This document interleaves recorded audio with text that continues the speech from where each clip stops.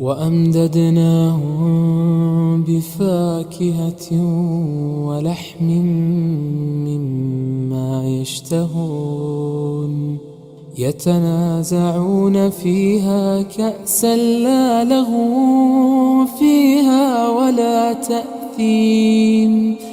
ويطوف عليهم غلمان لهم كأنهم